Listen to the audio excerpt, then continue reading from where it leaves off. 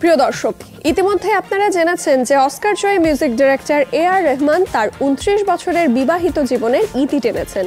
এই বিচ্ছেদের খবর জানিয়ে এ.আর রহমান এবং তার স্ত্রী সায়রা বানু যে বিবৃতি দিয়েছেন, মোটা দাগে সেখানে কারণ হিসেবে মানসিক দূরত্বকেই উল্লেখ করেছেন তারা। এ.আর রহমান তার এক্স হ্যান্ডেলে লিখেছেন, ভেবেছিলাম আমরা ৩০-এ পৌঁছবো, কিন্তু মনে হয় সবকিছুরই এমন শেষ রয়েছে যা আগে থেকে বোঝা যায় না। বন্ধুদের উদ্দেশ্যে রহমান আহ্বান জানান, আমাদের জীবনের এই ভঙ্গুর অধ্যায়ে মহানুভবতা ও আমাদের ব্যক্তিগত গোপনীয়তার প্রতি সম্মান জানানোয় আপনাদের ধন্যবাদ জানাই। এর আগে বিবাহ বিচ্ছেদ নিয়ে রহমানের স্ত্রী সায়রা বানুর একটি বিবৃতি ভারতীয় গণমাধ্যম ইন্ডিয়া টুডের মাধ্যমে প্রকাশে আনেন তার আইনজীবী। আনুষ্ঠানিক বিবৃতিতে সায়রা বানুর আইনজীবী বন্দনা শাহ জানিয়েছেন, বিয়ের বহু বছর পর স্বামী এ.আর রহমানের সঙ্গে বিচ্ছেদের কঠিন সিদ্ধান্ত নিয়েছেন সায়রা বানু। তাদের সম্পর্কের মধ্যে মানসিক চাপের কারণেই এই সিদ্ধান্ত নিয়েছেন তারা।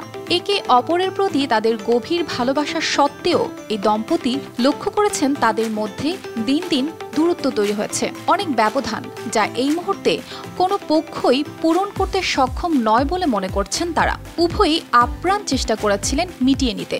সায়রা বানুর ভাষ্য, এই সিদ্ধান্ত নেওয়া তার পক্ষে মোটেও সহজ ছিল না। অনেক ব্যথা ও যন্ত্রণা থেকে এই সিদ্ধান্ত নিয়েছেন তিনি। বিবৃতিতে আইনজীবী অনুরোধ করেছেন, বিষয়টি নিয়ে যেন সায়রাকে বিব্রত না করা হয়। তিনি মানসিক বিপর্যয়ের মধ্য দিয়ে যাচ্ছেন।